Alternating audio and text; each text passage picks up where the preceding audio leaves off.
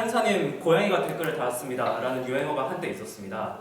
들어보신 분 있으신가요? 네. 네, 이 유래는 소녀시대 태연이 자기한테 악성 댓글을 단 사람을 고소한다고 하니까 그 사람이 변명을 하기를 사실 내가 단 것이 아니다. 내가 컴퓨터로 간 사이에 우리 집 고양이가 와서 키보드를 눌렀는데 그래서 댓글이 달려졌다. 그래서 처벌하지 말아주세요. 이러한 사건이 있었습니다. 이제 그 사건 이후로 이제 여러 가지 변형이 있어서 막 고양이님 판사가 댓글을 달았습니다. 이런 것들.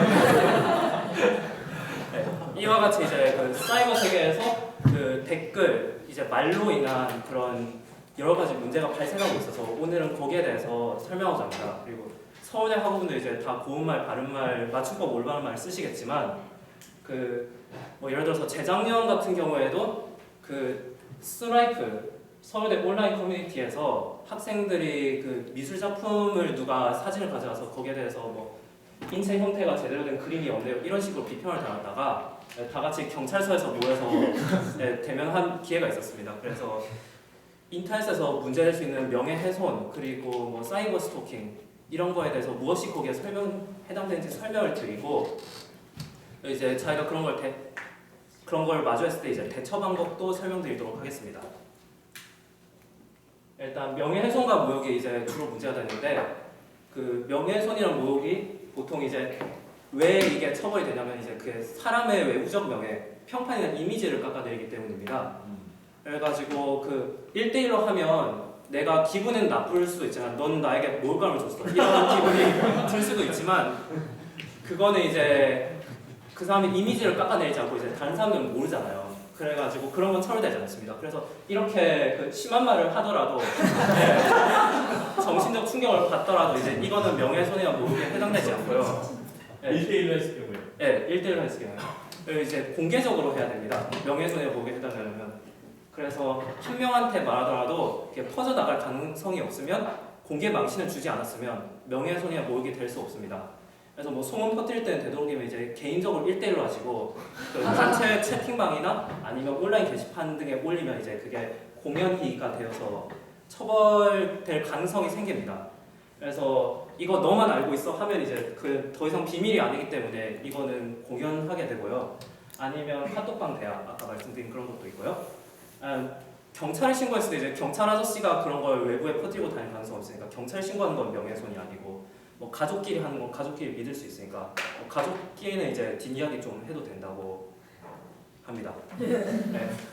이제 온라인에서 하면 안 되는 거 이제 주로 두 가지 착각을 하시는데 진실이라도 명예훼손이 될 수 있습니다. 근데 이제 진실이면 면제될 수 있는 가능성이 있는데 그래서 공익을 위해서 하는 경우에는 그런 말을 해도 됩니다. 예를 들어서 대학교에 부정입시가 있고 비리를 고발합니다. 뭐 승마 특기자 이런 걸 고발하면 이제 그런 건 허용되고요. 뭐 과들을 빼돌렸는데 어떻게 할까요? 대책을 논의하기 위해서 공익을 위해서 이런 것을 할 수 있습니다. 그리고 또 여기서 글을 쓰기 전에 특정 가능하지 않으면 명예훼손이나 모욕이 안 되는데 여기 이제 관악 댄스대 관악 댄스 동아리 회장은 이제 익숙해져서 다 누군지 알잖아요. 네, 이런 경우는 되는데 이제 뭐 비전 50님 하면 이제 비전 50이 누군지 모르잖아요. 네, 저기 계시는데 딱 보고 모르면 됩니다. 우리나라를 모욕하면 이제 청와대에 계시면 내가 나라인데 막 하면서 상처받을 수 있지만 우리나라는 사람이 아니기 때문에 그거는 이제 명예훼손이나 모욕이 아니고요. 아까 1대1에서는 명예훼손이나 모욕이 안 된다고 했는데 1대1에서는 사이버 스토킹의 문제가 발생합니다.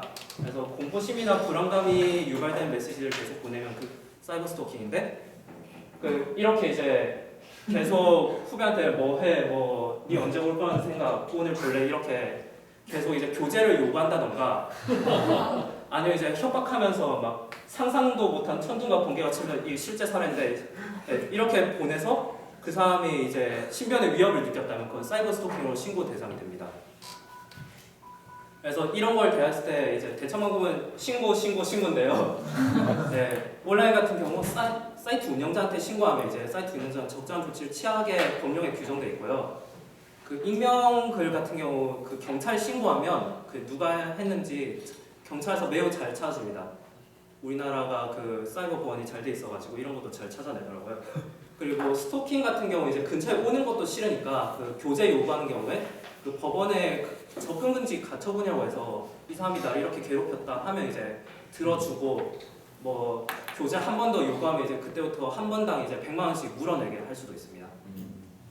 그래서 이번 발표를 통해서 혹시 자기가 이제 온라인에서 혹시 그 나쁜 말이나 이제 문제가 될 수 있는 말을 그게 무엇이 해당되는지 좀 이제 알 수 있었으면 좋겠고 혹시 자기가 그런 거에 피해자가 되었을 때 또 이제 대처할 수 있었으면 좋겠습니다. 감사합니다.